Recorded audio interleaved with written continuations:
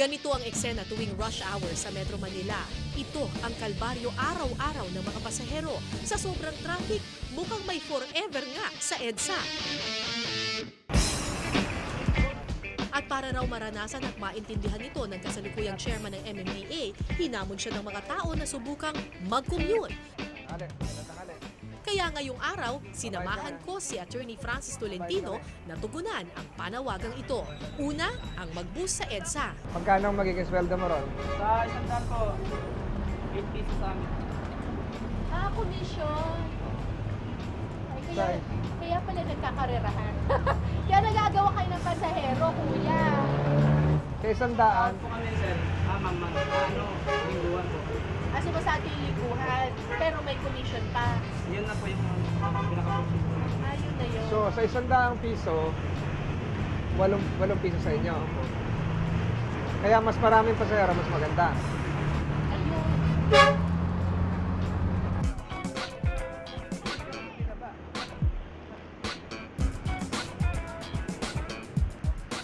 Sunod naman, sumakay ng ferry sa kahabaan ng Ilog Pasig. Ano po katagal ang biyahe dito, Chairman? Siguro hanggang, medyo binabagalan niya. Pwede mo bang bilisan, Manong? Na, Baka may ilang movie knots speed, tayo? Ilang Chairman. knots? Pero parang medyo hindi maganda yung amoy. Yun na nga, matipid pa. Ang summer talaga sa Pasig River, nakakalungkot, madumi dahil ito yung naglulutangan yung basura plus yung pag nainitan yung tubig, yung nasa ilalim ng tubig, yung burak lahat, sumisingaw yun eh. Malayo sa ingay at trapiko ng Maynila, dito sa Tagaytay matatagpuan ang ancestral house ni Chairman Tolentino. Yun na, mainit. 1955 nang maipatayo ang 4,000 square meters na tahanan at saksi raw ang bahay na ito sa kanyang kabataan. Eclectic ang tema ng bahay at maraming antique ang makikita sa loob. Magkatulong daw na dinisenyo ng kanyang inang si Elena at ng kanyang kapatid na si Annalyn ang bahay. Ang mga pandekorasyong may disenyong baboy, kapansin-pansin din sa bahay dahil sa pagkahilig dito ng mommy ni Francis.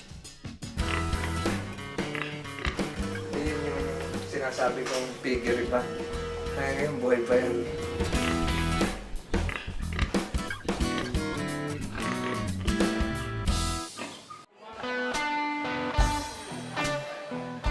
Mahilig din sa mga vintage car si Chairman Tolentino. Meron siyang 2 Mini Cooper. 2010 nang itinalagang MMDA Chairman ni Pangulong Noynoy Aquino si Attorney Francis Tolentino. Para kay Chairman Tolentino, ang posisyong ito ang siyang pinakamalaking pagsubok sa kanyang karera. Alam naman po natin na ang traffic ang pinakamalaking problema ng Metro Manila. Nire-regret niyo po ba na kayo ang naging traffic czar? I'm sure mahirap ang trabaho ng MMDA chairman. Walang regrets yun eh. Na at least ngayon nahimay natin kung ano talaga yung punot dulo, yung root causes. So when you speak of traffic per se, akala lang ng iba, patigil ako ng traffic. So, but there are several underlying reasons. For instance, baka naman 50 meters ahead, may road reblocking dyan. Baka naman 1 kilometer ahead, nag-bug down yung MRT. Nasa baba lahat ng EDSA yung mga tao. Baka naman meron tayong konting flash flood dahil ang lakas ng ulan. So, a lot of factors na dati rin hindi ko alam. Nung nagda-drive ako, akala ko traffic ganito. So ngayon nakikita ko na yung ano. But would you say na ito yung pinakamahirap na trabaho ninyo so far? So far, iputin burok na ako. Dagdagan na. Araw-araw yung stress. And then you get to sleep 4 to 5 hours a day. Health-wise, taxing. Okay. Kayo po ang katangi-tanging chairman ng MMDA na Bakit hindi naman? taga Metro Manila.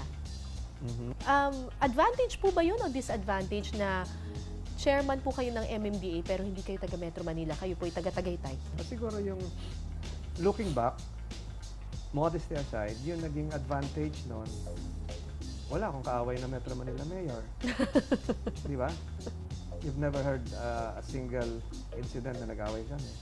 Advantage in a sense na hindi ako politiko rito sa Metro Manila. wala akong vested interest dito. Kayo po ba ay nata-traffic din? Opo. Ilang oras po kayo sa... Traffic. Depende kung saan pupunta. Nabubuisit din po ba kayo sa traffic? Ano naman kailangan i-adjust mo. Kasi hindi naman, May solusyon ba talaga Meron. yung traffic? I mean, pwede ba talagang mawala ang traffic sa Metro Manila? yung mga long-term solutions na nakikita ko, perhaps not within our age, pwedeng ilatag. So, modernize the transport system. Diba ako sa akin ang galing yung 4-day school week. Sa akin ang galing yung staggered natin yung working hours, hindi yung sabay yung government at saka private. Yung kulang na kalansangan. Kasi ang sinasabi ko, for Metro Manila to be more flowing in terms of mobility, kailangan natin ng 8,000 kilometers na road network. Gaya ng Saan Seoul. natin hahanapin yun? Wala talagang pagkukunan noon. So, ganon. So, ang nakalinya ngayon ng DOTC, JICA is yung subway. So, Posible ba magkaroon ng subway sa Metro Manila? The study will be out this June. So, yung subways from Dasmariñas, Cavite to San Jose del Monte, Bulacan, sa ilalim ng EDSA. That's really exciting. Pero, gaano katagal yan gagawin? Siyempre, habang ginagawa yan, traffic ulit. Hindi, nasa ilalim yan eh. May boring technology na hindi makaka-disrupt